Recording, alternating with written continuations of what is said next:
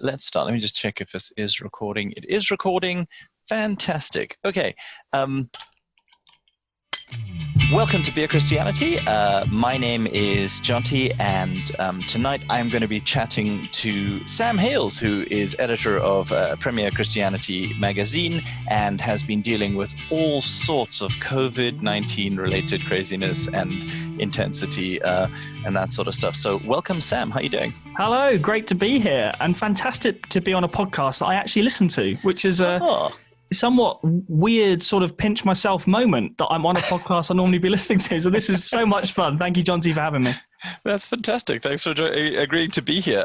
I think it's important that we do name what we're drinking. So absolutely. I have got something called Lucas, Lukas, by Thornbridge. I got sent this box of beers from a friend of mine at work who clearly thought I was having a rough time, quite correctly, and thought I needed cheering up and knew exactly the way to do it. So sent me one of those kind of like beer of the month club type, selections of beers. So I've never heard of this before. So I'm drinking Lucas, and I'm going to take a taste. Tastes like beer, man. That's good. It's fine. It's all right. What are you drinking? Well, I have to say I'm not picky at all when it comes to beer, so I'm going to disappoint everyone by saying that it was a Heineken. But the more exciting side of things, though, Jonty, is I got an amazing Christmas present this year. It's one of those pour your own beer contraption things. So it's a proper thing. They call it the sub, and you put inside the sub what they call a torp, and you can get like a Heineken one, all the general sort of standard supermarket beers. And you literally pour from a tap your own beer. Like in a pub? Yeah, exactly like in a pub. That's amazing. It's a lot of fun. It's a lot of fun. That sounds incredible. Which is brilliant for times like this. I mean, who could have thought when I got that given at Christmas that this would come in handy because I can't go to a real pub? It is that thing of like, I think my parents' generation always had like a bar. If you knew that you'd made it in the middle classes when you had built yourself a bar of some kind. It was tall and it had taps and it had like the optics of the spirits up behind it. And like now, and I remember growing up and just thinking, this is completely unnecessary. Who needs a bar in their house? And now I'm like, well, who's laughing now? The boomers are. Except for the infection, that is obviously not what they're laughing about at all. Although, have you noticed that the boomers in my life are not taking it seriously at all? Yeah, there's a lot of truth in that. I don't understand it because I'm like, but guys, you're in the high risk group. Yeah. Why are you not afraid? Why are you not as afraid as I am? Yes. Yeah. I mean, this will probably take us down a rabbit hole we don't want to go, but I also find some of the conspiracy theory type stuff that's out there. I'm not seeing a lot of that from, I'm sure some younger people are showing that, but some of that sort of stuff I see from those who are my parents' generation, let's say, and it's a bit concerning for sure. And actually, you've got to see a fair amount of that just like in the kind of Christian circles, because I think Christians have a special ability to come up with some quite spectacular... It's an awful thing to have to admit, Jonty, but I have to confess, I do have a theory, and I'm pretty sure you share it as well, that for whatever reason, Christians seem to be more susceptible to conspiracy theories than the general population. And I know what atheists say. Atheists say, well, yeah, because you're man enough to believe in a God, then you're man enough to believe in conspiracy theory. So, of course, and obviously as a Christian, I'm not comfortable with that answer. But I do think there's a lot of truth that, sadly, a lot of Christians are very susceptible. It tends to be linked in with the end times, doesn't it? The end times, one world government, it all sort of plays into each other, doesn't it?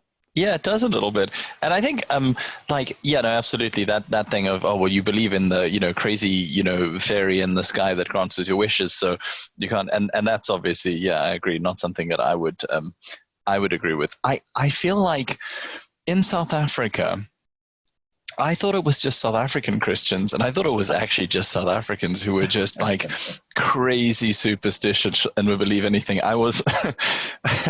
We were driving down to visit my folks on the coast, going through these areas of kind of like quite wilderness kind of areas. And several people of that generation actually told us that you've got to watch out because kudu, which are like these big antelope with these huge horns and stuff like that will wreck your car if they run into it, want to run at your car when they see the headlights. And so I've never got to the bottom of why this makes sense. But so they were like, you have to turn your lights on in your car so that they can see that there's something behind the headlights. Otherwise, they kind of jump behind it.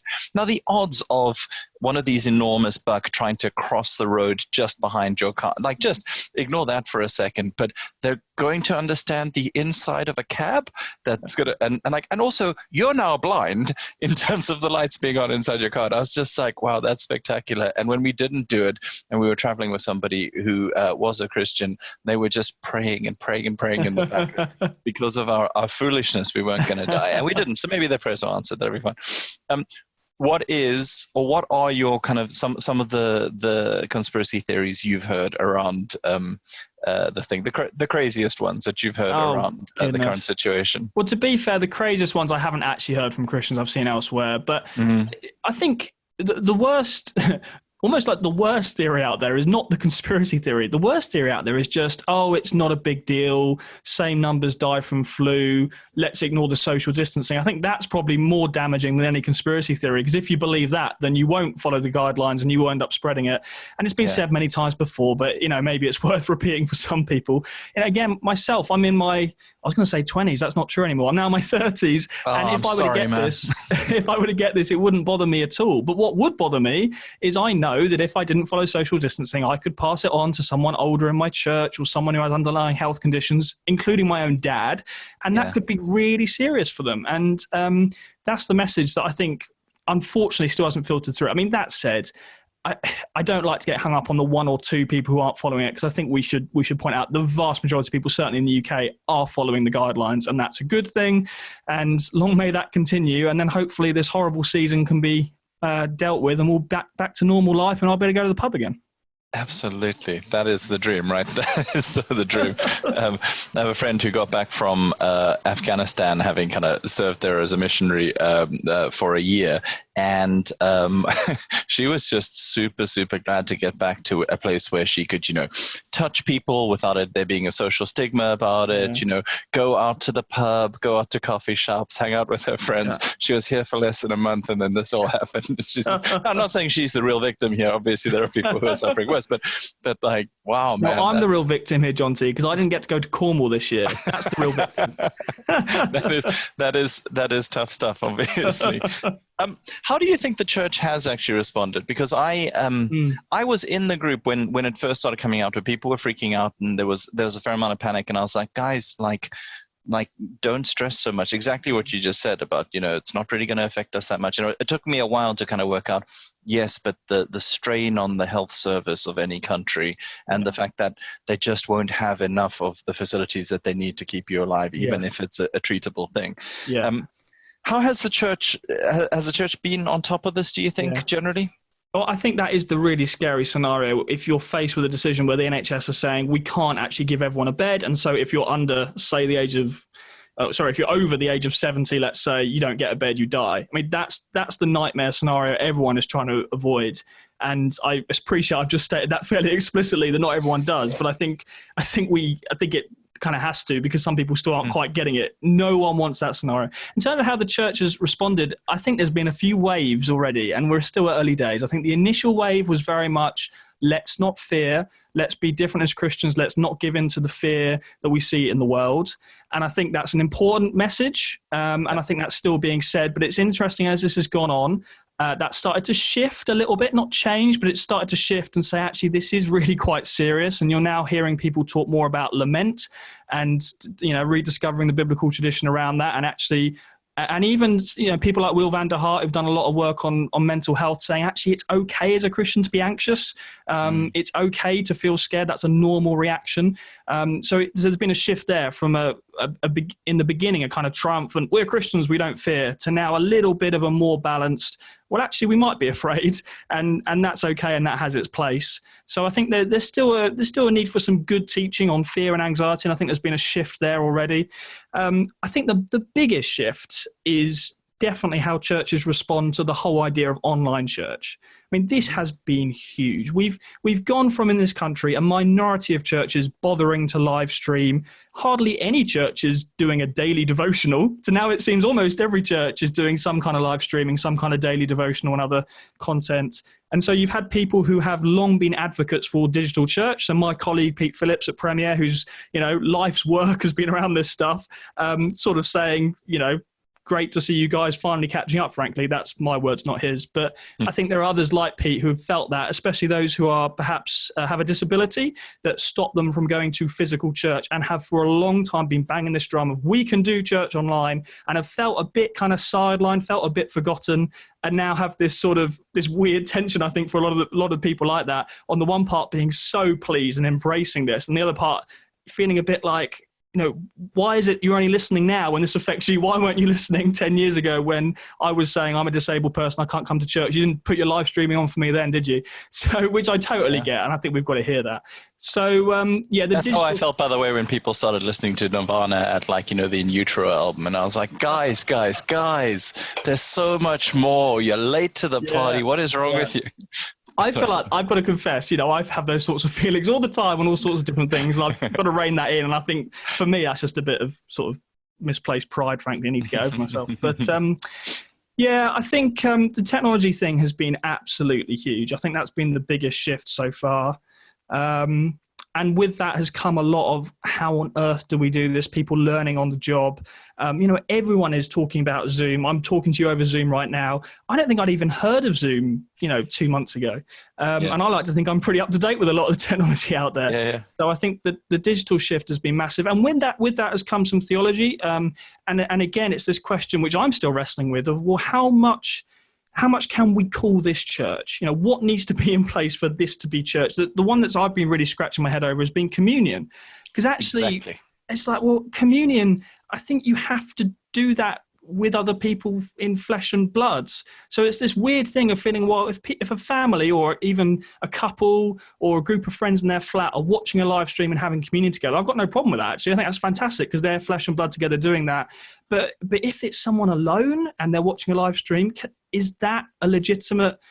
And, I know plenty of Christians say, yes, of course it's legitimate. They're having real, communion with people over the internet. What's the problem? But those are usually the ones who would say whatever you say is legitimate. It really doesn't matter. Like, just anything is legitimate. I think there's a genuine debate there. So that debate will roll on and on. And again, I guess my job at Premier Christianity is to try and give space to a broad range of Christian opinion on all of that and more. So what I think is pretty irrelevant when it comes to my job. It's more trying to give everyone a space to kind of have their say. And we try and just publish, the best of both sides of it, really, the well-reasoned, well-thought-through arguments. So, it's early days, but there's a lot of all that and more happening already, I think. Absolutely. I think the thing of people who have been advocates for digital church for some time, I just see this in IT departments and in my wife who kind of runs these digital platforms for an NGO and has been, her entire team works away from base and in different countries and all that kind of stuff. And I've always been having these conversations with her about, you can't do good team unless you're in person. Yeah. And now I'm like, hey, we're doing great team and we're on Teams on Microsoft. This is like doing that kind of stuff is, it's been interesting. Yes. And the kind of shift in technology that we're having to make incredibly quickly, churches, but I think also media and communications, like people have been saying it's the death of the print magazine since, the internet was invented, and obviously they haven't been right. Could this be one of those things that shifts it? Well, I remember when I turned up to pretty much my first journalism lecture in Southampton when I was studying for my undergrad, and they told me very early on, welcome to a dying industry. There's more jobs, better jobs, more well-paid jobs in PR. So, do your journalism thing, but it's probably best if you cross to the dark side and work in PR because there won't be many jobs for you. And hey, let's be honest, look around my year group, hugely talented, wonderful people. And, most of us have not ended up with a career in journalism. It's not an easy world to be in at all. But as for the print magazine, my feeling on this right now is that I think newspapers are already finding it very difficult to survive, and that trend will continue for obvious reasons, for reasons we all know. You get the daily, the minute by minute alerts on your mobile phone. You don't need a newspaper. But I think what people still do want, need, and crave is the analysis, is even the opinion. Features, man. Yeah, the features, the interviews, all those sorts of things. I think there's still very much a market for. And there is still something about having a print product in your hand. I mean, I know what it's like. I'm on the internet like anyone all the time. And it's true, we skim read online. We don't have the attention span online to do the kind of deep reading. And I think even a magazine, okay, it's not deep reading like you would a 500-page hardback book, but it's still something. And I think there's a lot to be said for switching off your phone, closing your laptop, and just being with a print product, whether it's a magazine or a book or whatever. And that's something that I have to be quite disciplined about. Even just, I try and read a fair number of books. And honestly, I find it really hard because every 5 minutes, I just want to open Twitter. And it's terrible. Yeah. And I've got to literally leave my phone on the other side of the room and break myself out of that habit, because I think we all agree that it's not good for us. But sorry, to answer your question, in terms of the magazine, we're at, Premier Christianity. It's been holding steady. It's actually been growing slightly, and that's thanks to our wonderful marketing team, more than anything we're doing. But I think there is an appetite in the church world for, that analysis, that opinion, that what does this mean, the longer look. And of course, we're incredibly active online, putting out a new blog every day. But it's just a different way of reading, isn't it? Sit down with a print magazine and to get the fuller analysis. There's still an appetite for that, still a market for that, if I can use that language. And our subscription numbers would back me up on that. Let's put it that way. Excellent. I'm glad to hear it. I think the magazine format is my favorite format. I like magazine formats even in non-print products because I like a format where you can end up reading something that you would never have chosen to read. Yes. I love the idea that you get that package of things that absolutely there's stuff that's on the cover. There's a few things that you probably would have sought out or somebody would have sent you online, but it's getting to read exactly that opinion that you wouldn't have sought out, or reading about that subject that you didn't know you would find interesting, and the glory of a magazine that can do that. That for me, it would be incredibly sad if we lost that, because on the internet you can be so siloed, you can be so streamed, and never. And I'm not even talking about the kind of like now well-worn kind of arguments about political echo chambers and all that. I'm just talking about finding out stuff you didn't know you found interesting or you wanted to know. Like I love that. Yeah, it's brilliant, and I feel it's great fun, but I do feel a sense of responsibility about that as well, because people do put amazing trust in us. Even just what we choose, you mentioned the cover, what I choose to put as a cover line on, maybe I shouldn't be surprised, but I've been amazed at reader feedback. People say, well, I always read whatever the cover story is, and then I read whatever the cover lines are on the front, because an editor or a team has sat down and thought, what's the best thing to put on the cover? And if I'm honest, that's really surprised me. Like, oh wow, what I decide to put on the cover really affects what people read first, and and there is that sense of responsibility. And you put it so well, John T. It's kind of giving people content they didn't know they wanted to read. And yet when they do read it, they think, wow, that was so interesting or helpful or entertaining or whatever it is.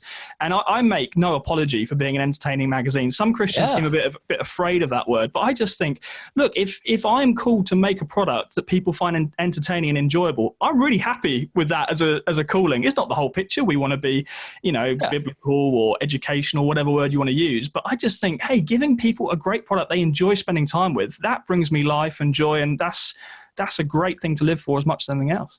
Well, it's not a sustainable strategy if people are reading stuff that's worthy but dull because they feel like they have a duty to read it. I mean, so my day job is in a mission agency, and we do kind of comms for them and stuff like that. And there are a lot of people who would consume anything we produce because it's us, and that's fine. Yeah. But you don't want people to have to,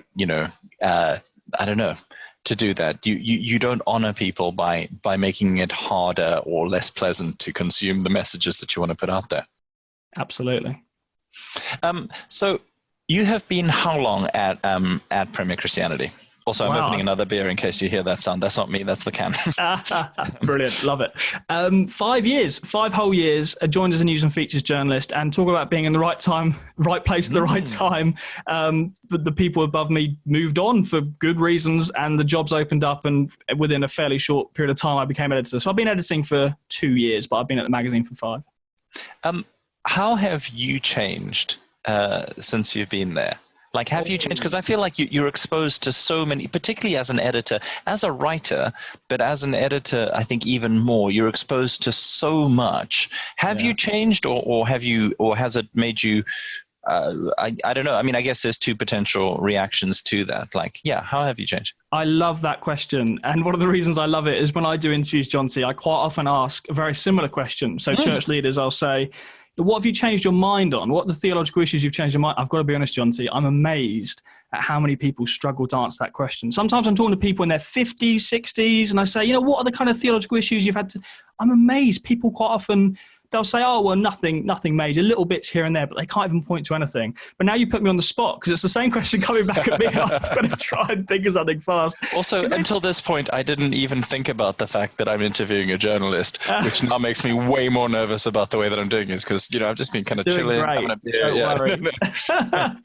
You're doing great. So...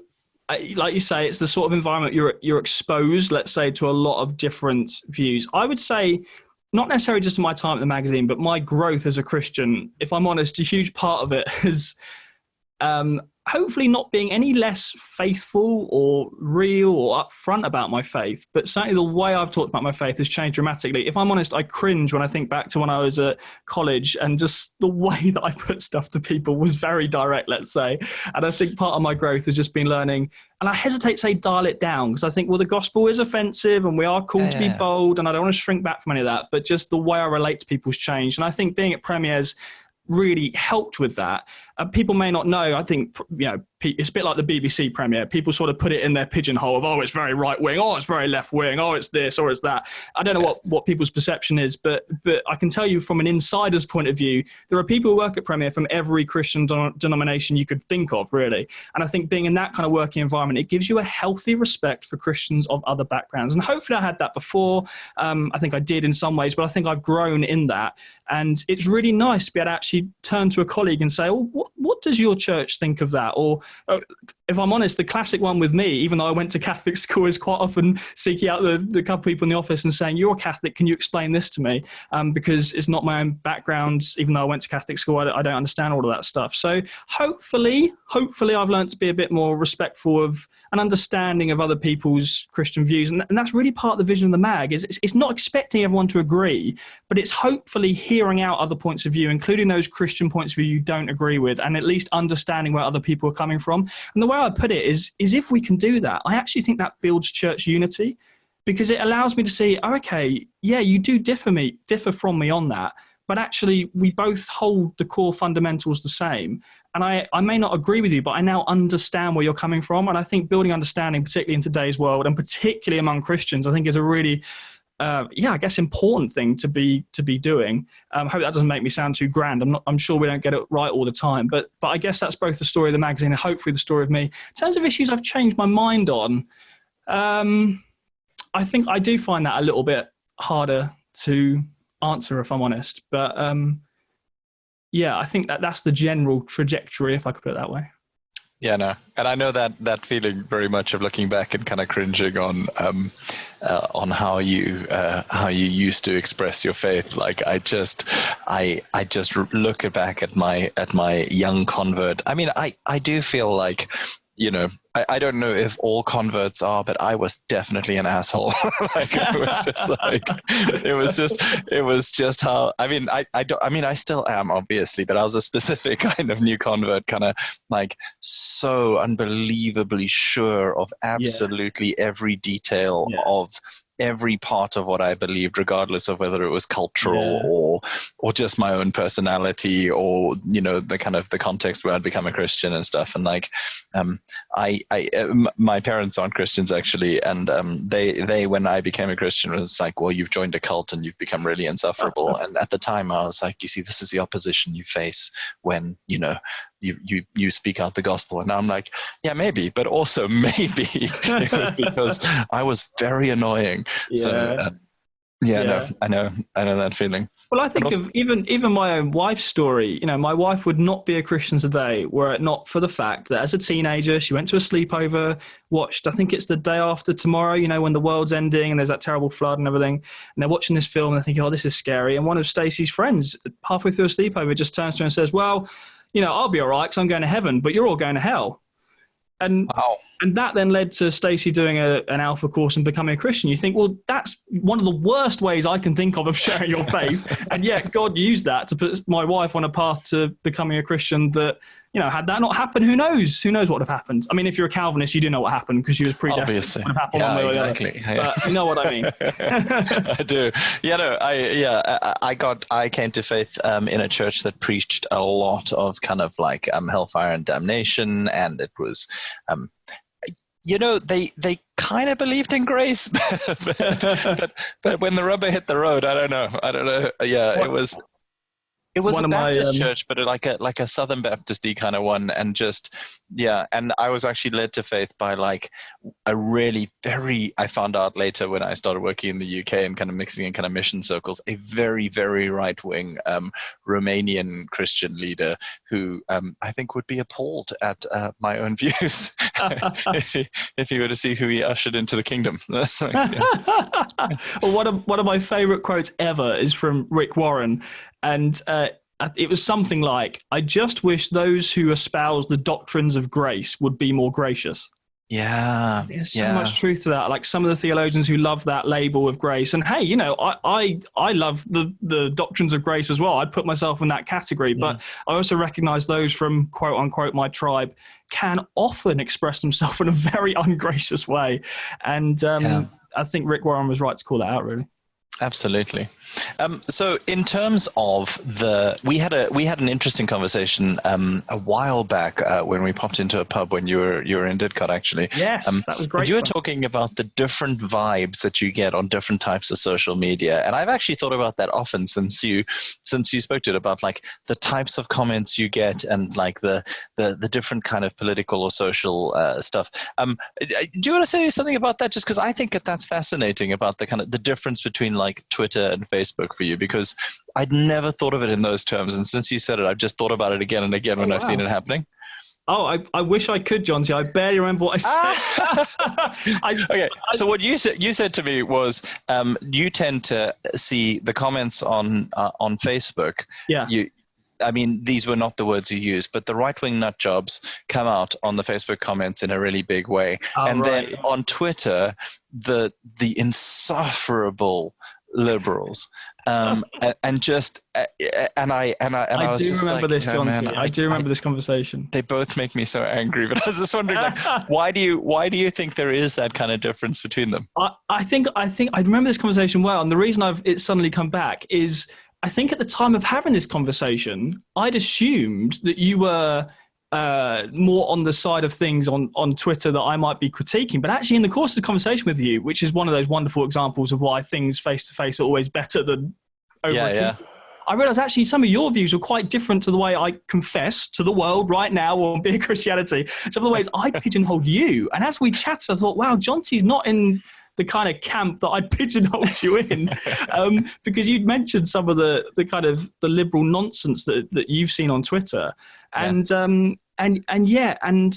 okay, so I guess what I said was something like, and this was really from a work perspective, when we post certain articles on Facebook, I kind of know how to present them to get a good reaction, but also I know if I present it in that way, it would get a bad reaction because, and it is a generalization, so forgive me, but generally speaking, Facebook is an older audience. It's more conservative. At least in the people I follow, I'm far more likely to see a conspiracy theory, a right-wing conspiracy theory on Facebook than I ever would be on Twitter. And, that's true. And, someone who I really respect, who's a church leader, and who is more on, these terms aren't always helpful, but on the more conservative end of the spectrum, let's say, even he was talking about how he can't stand Facebook because it's the last dregs of conservative Christianity. and I thought this particular pastor was a conservative, but there you go. Even he could acknowledge it's pretty wild out there. And then Twitter on the other side of things. We've got to a point now with Twitter where you can't really go online and say anything because someone will come up and contradict you. So, for example, if I were to go online now and say, terrible thing to say, but I'm actually enjoying COVID-19 personally because I've got a bit more free time, I would be inundated with people saying, how dare you? What about the frontline workers? They haven't got any more time, Sam. And even if I couched it as gently as I could by saying, I recognise not everyone has a free time, but I do, I wouldn't be allowed that opinion because there's an odd one out to the story. It's like I couldn't go on Twitter now and say, I've really been enjoying petting my pet dog, because someone will come on and say, well, you're excluding all the cats. Yeah. And you just think, oh my goodness, you can't say anything now without people jumping on you. And that's a particular problem on Twitter that I just don't see in the same way on Facebook. But yeah, okay, they're generalizations, but generally Twitter is a much more liberal place to be. And so again, from a work perspective, if I were to post something that is on that end of the spectrum on Twitter, I know it'll get a good result actually. It'll get a lot of retweets, a lot of likes, a lot of engagement. That same post on Facebook will not do nearly as well. Well, it might do well, but it will be angry comments rather than positive comments. But the good thing about this, John C., and sorry for taking so long to get to the point, but I think the good thing about this is the magazine is aiming to kind of reach across the church. And so actually we will put the same content on Twitter and Facebook, and we'll be unashamed about that. It's not like I'm trying to play one audience off against the other, because I actually believe in exposing all of us to both the points of view in the church we agree with and those we disagree with. And the magazine has an amazing reach. You know, the vast majority of people pick up the magazine do so because they want to be exposed to a different Christian opinion to their own, and they're willing to engage in that way. And I love that. And I think as much as I moan and complain about online culture, I try and remember actually at the end of the day, most people out there are willing to read an opinion that's different to their own and to engage with it in some level. The thing that we're still learning, all of us, Christians and non-Christians, is we're still learning how to do that well in an online space and in a way that isn't overly angry and upset every time someone tweets something that we might slightly disagree with. Yeah, absolutely. And I guess it's the different flavors of judgmentalism you get from different tribes, really. Yeah. That will, because it is like I get deeply frustrated with the left, and I think I can easily fall into this thing of going like, you know, I'm obviously a left winger, and I kind of start thinking that, you know, some of the identity politics nerds must not be real left wingers, in the same way that any Christian who disagrees with you, like, well, you got that temptation, and I think you have to make that decision of not going down the line of going, they're not a real Christian. I remember coming to that myself when watching George W. Bush and during the Iraq War, and people were like, well, he's a Christian and you're a Christian, so what are you the same as him? Mm-hmm. And you've got that moment where you can choose, am I going to be one of those people who says, no, he's not a real Christian? Or am I going to be one of those people who says, he is a Christian, we just have different views on this stuff? I think he's wrong about most things, actually, but that's not a reflection on God. And I've got to be wrong about a fair amount as well. Obviously, much less than George W. Bush, but like, like that kind of stuff. Like, I think being exposed to people who differ from you, as long as it doesn't end up being, I did have to a few times on Twitter and on Facebook just go, I'm going to get out of these spaces because it's not making me a good person. I remember my brother telling me about why he doesn't play paintball, and he says because it harms his walk with the Lord, because he's just like, it just makes him into a bad person and an angry and aggressive person, so he doesn't do that anymore. And like there are some spaces that I got banned from the Christian left. I'm not allowed to comment on their stuff anymore, and I genuinely wasn't aggressive about this stuff, but I was just occasionally going like, are we sure that you know, these specific facets of identity are necessarily the universal things? I believe in intersectionalism and I believe in all that kind of stuff, but I just keep on going, guys, like you talk about, you know, all these competing hierarchies of victimhood in a way that I think is quite unhelpful if you think about long-term sustainability of any kind of ideological direction you're trying to take us down, you know. And I see a lot of fellow Marxists being very, very annoyed by the same things, which gives me at least some hope that I'm not just being an old fuddy-duddy about it. And again, I'm super liberal on a lot of stuff. It's more the ideas that bug me than the kind of social practices. I don't know. And that's become more and more of a thing for me, I think, over the years. I don't know. Have you seen a similar kind of trajectory of different types of things bug you now from what they used to when you were younger? Yeah, definitely. Hopefully the things that bug me now are more important than the ones that... I mean, doubtless, like, right, we're only getting better, right? That's, you know... I love what you were saying just then about, you know, the whole echo chamber thing. Because the thing that I've noticed with that is I don't know if it sounds like you've been in some reverse echo chambers, because I know I have been. So I think of particularly the Brexit I think we're far enough on from Brexit that I can reveal how I voted without upsetting the entire universe. Yeah. But I felt like I was in a reverse echo chamber, because if you look at the demographics, if you're young, if you work in the media, if you live in London, all the demographic suggestion would be you're a Remainer. Because most people, right? Most people fit those categories were. Well, I wasn't. I voted Brexit. Didn't actually feel that strongly about it. Didn't do it on the basis of immigration. Only did it on the basis of, I think, UK Parliament should make UK laws and we shouldn't be subjected to other laws. That was really the only basis I did it, rightly or wrongly. Maybe it was an awful decision. Maybe I'm responsible for all of the world's evils and all the rest of it. But what I found almost certainly, Sam. But what I found weird about that was I was in a reverse echo chamber. So if I opened up my Twitter feed, particularly, everything I was hearing was against my point of view, both during the campaign and after. And I think what you said there about, there's no shame sometimes in muting people. Had to do that a little bit at times, or just go on Twitter a little bit less, because actually it's not healthy to be in a position where just your own views are being reflected back at you constantly, but neither is it healthy to be in a position where it just feels like everything coming at you is against you and against your point of view. Because I can't, maybe I should be more open-minded, but if all I'm hearing constantly on Twitter is criticism of my position, and that's all I'm hearing, I don't think that's healthy either. So there's a balance to be found, and there's no shame in, and I've done it on plenty of occasions, just for 3 months, 6 months, just saying, actually, I'm not going to block that person. I haven't done anything wrong to me. I'm not going to unfriend them. We're still friends. But do I want to be seeing their own political opinion every day on Twitter? Because actually, I quite like that person. And if we went out for a drink at the pub, we get on really well, and we wouldn't just talk about that political issue, but just hearing their views constantly day after day, it's not helpful. And I can think of a few people like that still who are lovely in person, but all they ever tweet about is politics.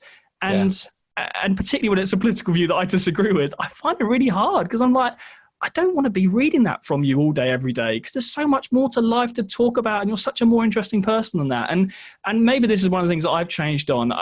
I think I've become very against really anyone or anything that is single issue. So if really all you ever talk about is a single issue, I find that really hard. I mean, you're great if I need a quote. If I need a quote on abortion or Brexit or whatever, I know who to go to, because that's all you ever talk about. But in terms of just life, I find that a bit hard, if I'm honest. So if I've become that person, by the way, now is your opportunity to criticize me. If I'm tweeting about one thing too much, you need to tell me, because I don't enjoy reading that in others, and I don't want to be that guy myself, I suppose. I think so. And everyone's got a right, don't get me wrong. If that's what you choose to do on your Twitter feed, who am I to tell you to stop doing it? This is just personal preference, Well, this is that thing, right? When people talk about, so much for the tolerant left, and like so much for the, what about free speech, because I'll have people who I know from school particularly who will, I say people, it's definitely like one or two dudes who will always post this weird Breitbart, like proper right wing, to the extent of being kind of Nazi stuff with these weird conspiracy theories, and there's something about these guys, like they cannot post one link. They're the people who are like, well, I'm afraid we can't have this conversation until you've read 25 pages of, and I'm just like, no, life is too short. I'm not doing that. You're going to have to convince me somewhere. But it's always 14 links to different, right wing sock puppet sites, and like just those guys going like, actually, no, I'm going to delete that. And then there's always that thing about, well, what about free speech? I'm like, you can say it. You're not going to say it on my platform. That's one of those things. And I think we've got to be able to have a kind of grown-up conversation of, I am totally happy to hear and actually engage with people who come from a different perspective from me, who have different views from my own, but that doesn't mean I have to give them a platform. It doesn't mean I have to be one of these, cancel culture people who says, you disagree with me, we're going to shut you down. But I think we all have those lines, right? And like, I think hopefully if we can get as broad as we can ethically and within our own conscience, and then go beyond this, I can't be dealing with Nazis, and I can't be tolerating Nazis, because the ideology is talking about the extinction of people on the basis of race. And like, if you think all Jewish people need to die, I don't think we're going to have a lot to talk about, and I don't think we're going to learn anything from each other. And I'm going to want to punch you in the face. And that's, I'm trying to be a pacifist here, so I can't do it, But if we have a different view on predestination, or if you voted Brexit and I voted Remain, I mean, to be fair, I'm kind of like you. I was a bit like, I voted Remain, but also it's not like I think the EU is a marvelous institution. I just quite like the Human Rights Act, so I'm just like, that's my thing. The thing is, very few people cared either way about the EU, I don't know, 3 years ago, including me. I don't think I had a strong view at all. And suddenly, in the middle of a Brexit, and I'm not the first person to point this out, but in a binary in or out, suddenly everyone becomes so much more polarized. And I found it incredible how,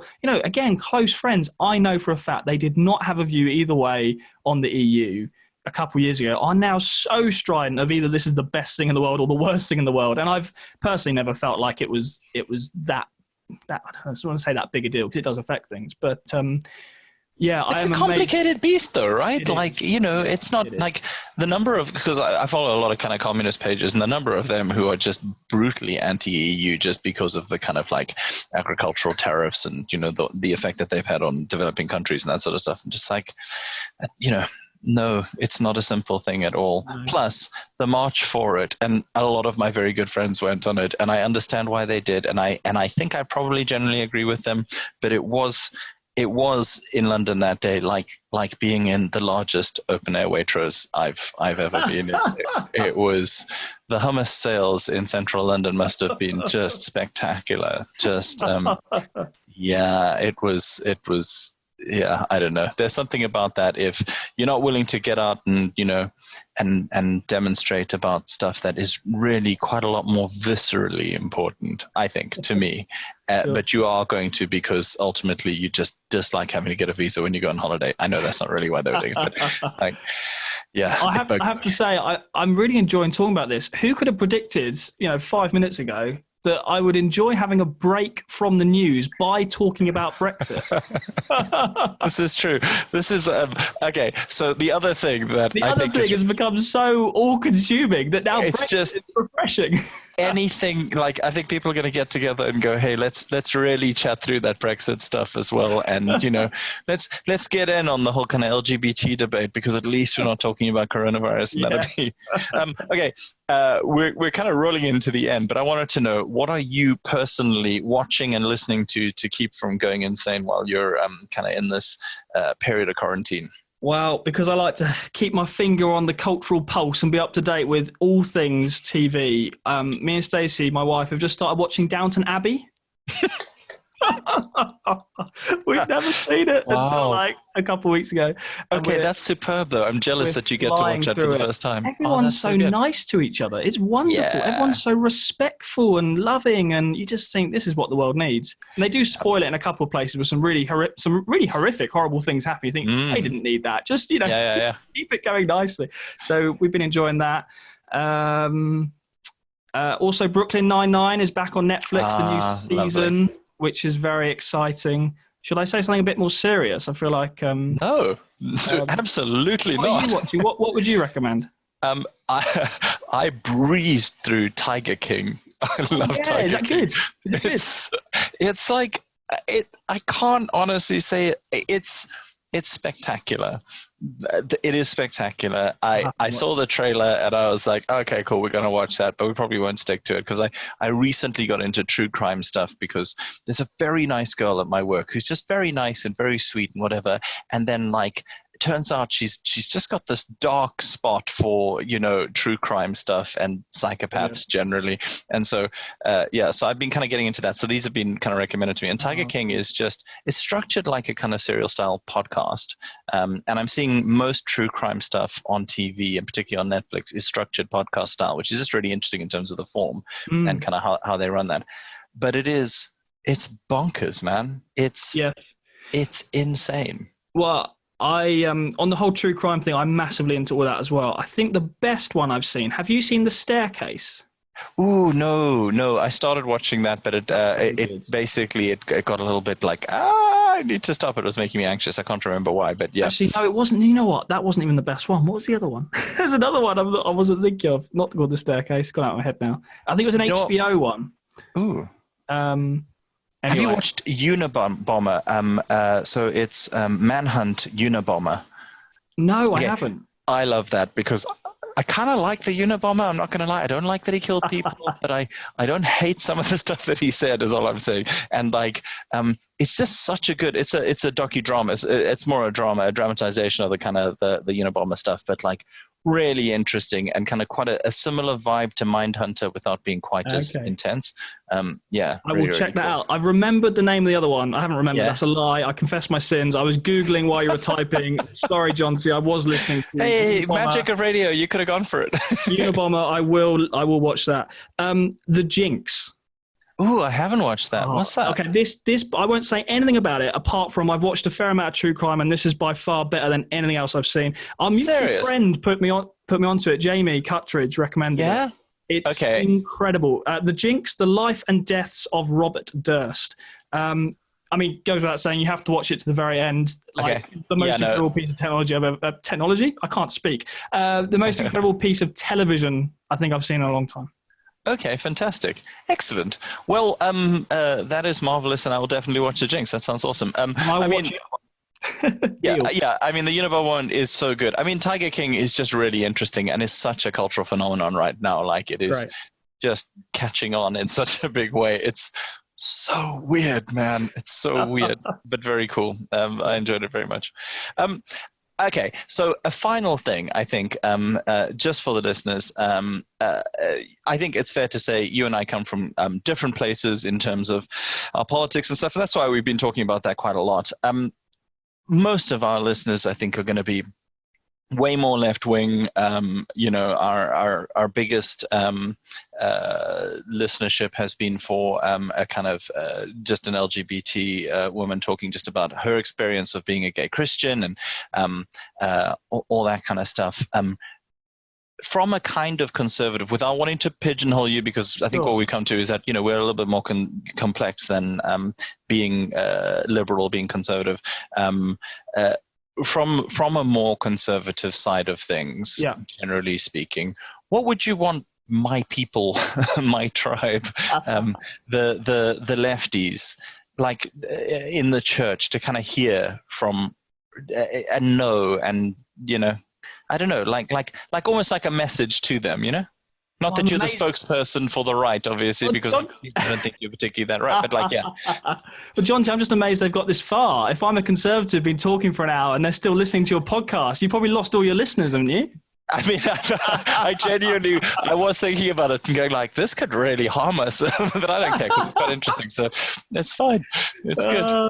Well, first of all, in all seriousness, you're very kind for inviting me on. And yeah, you're right. We come from different parts of the church, different parts of the political spectrum. And so I'm genuinely honored to be invited on as a guest. Wow, what a question. Oh, goodness. I mean, I find myself in a slightly odd position. I'm a pastor in a New Frontiers church, so that immediately pigeonholes me as a number of different things. I go to Hillsong, and people keep on being like unbelievably surprised that I go to a Hillsong church. And I think like Martin Saunders keeps on going, I don't understand. It's so off-brand. I don't understand. Yeah. So, there's that side of things. And, and like I say, I identify with a lot of kind of Reformed Calvinist theology. I don't have a problem with a lot of that. I also, one of the best nights of last year was going to see Rob Bell live, which, probably would have, and I published people in the magazine who people in my church probably wished that I didn't. So, I'm really genuinely not trying to claim to be some sort of neutral person in the middle, because I'm not. And you're right. If you draw the liberal conservative spectrum, certainly on the theological issues, I'm definitely more on the conservative side. What would I want people to know? Goodness, I find this such an odd question because I listen to so many podcasts where the question's the other way around. I think, oh goodness, you put me on the spot. For me, I'm trying to come up with something sensible to say about the Bible, because I think if we're talking about the theology, that's really where all this stuff. I mean, you mentioned the LGBT stuff. The LGBT, if there is an LGBT debate, and I try to avoid such terms because people are people, and I love what Preston Sprinkle wrote a great book called People to be Loved, and saying this is not an issue to be solved, these are people, and I feel that very strongly. But even so, that is not a debate on anything, in my view, other than what the Bible says, what the Bible meant, how we read the Bible, what the Greek words mean, all the rest of it. And so I guess the only thing I'd want to say is just that if you're trying to convince people on that issue or any other issue at all, and you're on the more liberal side of things, if you're going to convince people, your argument has to begin and end with Scripture. And I'm all for understanding and believing that there can be many different interpretations of Scripture. I don't have a problem with that. And I find it annoying when people say, well, the Bible clearly says, because a lot of these things are down to interpretation. But I guess my encouragement would just be, if you're going to have those conversations and you're on the more liberal side of things on any area of theology and you're trying to convince someone like me, the only way it's going to happen is if we can open the text together and kind of do the hard work, and the kind of geeky word would be the exegesis on it. And I'd like to think that those on the conservative end of things, I'd like to think, this isn't always true, but I'd like to think if you can show them the biblical arguments, and if they stand up, then those people will change their mind. Yeah, I think that's an excellent piece of advice, really. I always think, I always love Tony Campolo, just because, he really believes in evangelism. He really, for me, even beyond the kind of the serious argument where people are really considering the merits of it, just that kind of feeling that a lot of people base our decisions on, I think, and kind of whether you're going to listen to somebody, whether they're somebody to be trusted and to kind of like at least follow down, that kind of argument thing is just, but do they care about the stuff that matters? Or are they essentially a cardboard cutout of, or a real kind of cliche of that? So like whenever you hear a kind of somebody who's super liberal on, issues of sexuality saying, also we should care about the poor, I'm like, okay, the conservatives don't care. Like if you were super conservative on issues of sexuality and you said we should care about the poor, now that's where we're going to get, we're going to get people on board because they trust you and those kind of shibboleths and stuff like that. So, and I should say as well that I'm very aware, and forgive the broad brushstrokes and categories, but I'm very aware those on the more liberal side of things, often they do make their arguments from Scripture. I'm aware of that. But I would say a challenge to both sides, myself very much included, is it's so easy to fall into making all sorts of arguments from anything other than Scripture. So, I do it all the time. I have to check myself on it. It's like, before I know it, I'm making an argument from church history, or I'm making an argument from kind of my own, what makes sense to me as a 21st century Western bloke.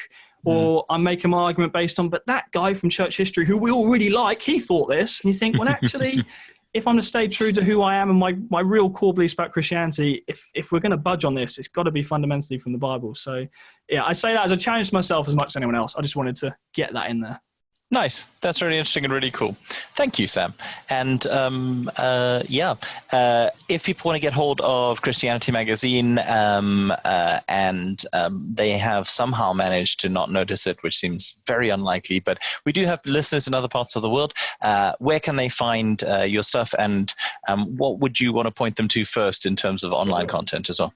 That's very kind. Thank you. Well, premierchristianity.com is our website. So if you're anywhere in the world, there's loads of great content, both on coronavirus and on everything else at premierchristianity.com. And if you live in the UK, we'll actually give you a free copy of the latest issue of the magazine delivered direct to your door, especially for those of you, I know not everyone, but those of you who do have a bit more time on your hands these days, enjoy some quality reading. So all you have to do is go to premierchristianity.com/angels.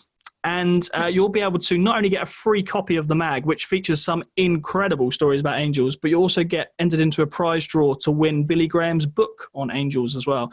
So, angels is the focus this month. I don't know if you remember the tragic story of the young girl who ate the Pret sandwich and died of the allergic reaction to it.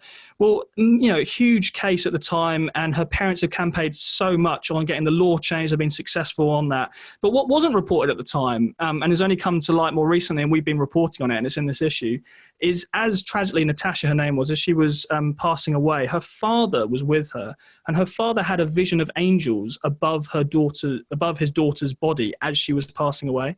It turned out that the girl herself had recently kind of discovered a Christian faith, wanted to get baptized, and her dad didn't share her faith at all.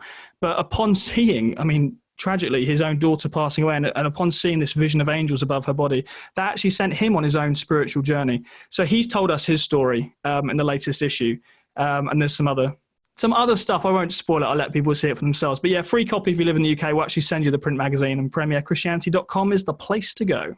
Nice. That's super intense. Also, side note that I just remembered from the late 90s, Eva O was the name of a woman in a band called Christian Death, who were not a Christian band. Really, like one of the bands that when I was a DJ, I just wouldn't play because just too in love with the Satan. And she became a Christian because she got into like the concept of angels and all that kind of stuff, and read Billy Graham's book. Really weird. Yeah, crazy. Random. And made some really quite intense and terrifying Christian goth music. So, Sam, thank you so much for your time. And you've been listening to Beer Christianity. You can find more from Beer Christianity at beerchristianity.libsyn.com. If you want to get in touch, make any comments, we're on Twitter as Beer Exianity. We're on Instagram. We're on YouTube, but we really don't check the comments on that. So you can say whatever the hell you like, really. And you can also email us at beerchristianity@yahoo.com because we old school like that. Thanks for listening, and we will be back soon. Stay safe.